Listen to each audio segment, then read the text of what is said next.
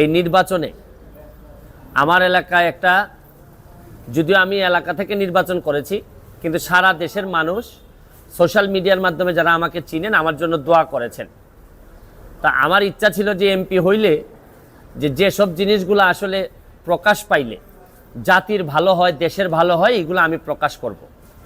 আমি এরই ধারাবাহিকতায় আমি যে কাজটা করেছি এটা হচ্ছে কি, এমপি হওয়ার পর জননেত্রী শেখ হাসিনার যে সরকার, এই সরকার আমাকে যা যা দিয়েছেন আমি এগুলা প্রকাশ করেছি। আমি আগে নিজে আমি কখনো জানতাম না যে এমপিরা কত সম্মানী পান। আমি মনে করি এটা লুকানোর কিছু নাই, এটা বললে স্বচ্ছতা হয়। এটা আমি আমার বেতনের কথা বলেছি, আমি কত টাকা বরাদ্দ পেয়েছি। বরাদ্দ মানে হচ্ছে গিয়ে ওনারা বলছেন যে নগদ টাকা, আসলে বরাদ্দ তো এইটা চিন্তায় আসে কিভাবে যে এমপি নগদ টাকা পাবে। নগদ টাকার তো কোনো বিষয়ই না, আমরা তো ট্রাস্টি মাত্র, আমরা মানুষের সম্পদের ট্রাস্টি, আমাদেরকে মাধ্যমে বন্টন করা হবে। আমরা এই সম্পদের কোনো মালিকও না।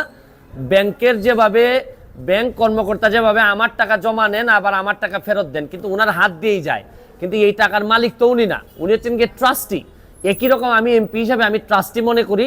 আর স্বচ্ছতার বিষয়ে আমি বলছি যে এত এত টাকা পেয়েছি।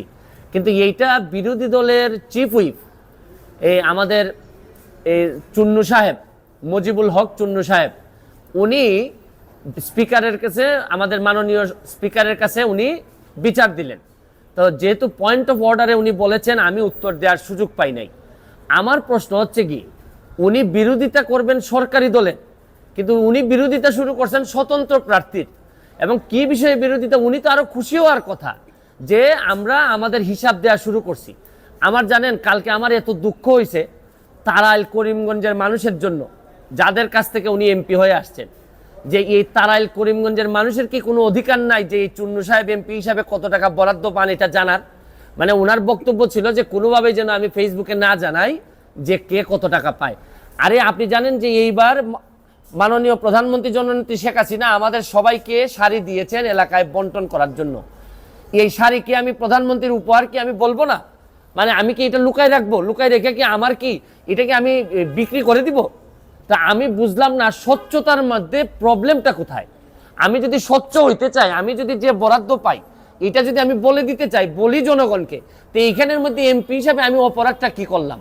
আর আরেকটা জিনিস হচ্ছে গিয়ে, আমি বারবারই বলছি এমপি কিন্তু আমার পেশা না। আমার পেশা হচ্ছে গিয়ে বিং এ ব্যারিস্টার। আমি এখানে প্র্যাকটিস করি সুপ্রিম কোর্টের আইনজীবী হিসাবে।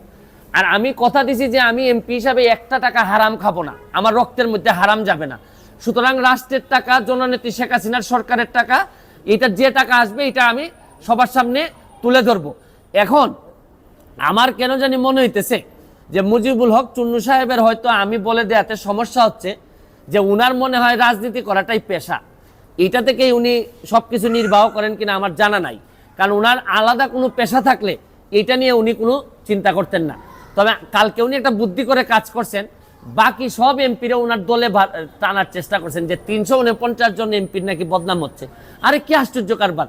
একটা মানুষ এমপি হওয়ার পর তার বরাদ্দ সে বলবে না যে আপনারা জনগণের এই বরাদ্দ আসছে, আপনারা আপনারটা ভাগ করে নেবেন? এটার বলার মধ্যে শুনেন, এই মুজিবুল হক চুন্নু সাহেব সম্ভবত এই প্রথম বঙ্গবন্ধুর একজন আদর্শের সৈনিকের মুখোমুখি হয়েছেন। এর আগে হয়তো উনি ওইভাবে মিট করেন নাই, কারণ উনি তো হচ্ছেন গিয়ে একজন স্বৈরা শাসক এরশাদের নেতা। স্বৈরা শাসক এরশাদ, যিনি সারা জীবন এরকম জোর জবরদস্তি আর টাকা বানানো ছাড়া তার নেতাকর্মীদের খুব বেশি কিছু শিখাই যান নাই। সবার না, অল্প কিছু নেতাদেরকে, যারা অনেক টাকার মালিক হয়েছেন এরশাদের আমলে।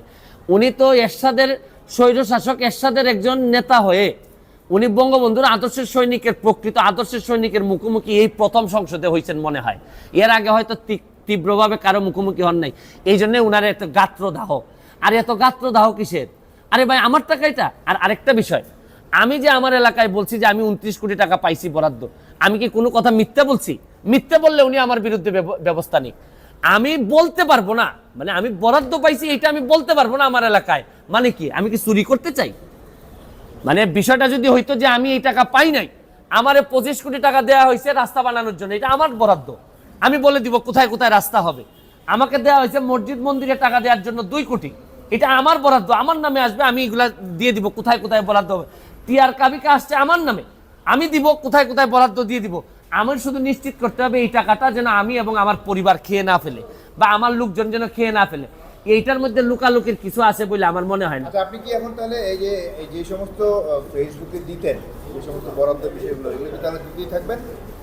ওই যে ওই আপনার সুন্নু সাহেব, আমি আপনার একটা কথা বলি, এর চেয়ে বড় বড় সাহেবদের সাথে আমার দেখা হয়েছে, তাও আমার চরিত্র বদলায় নাই।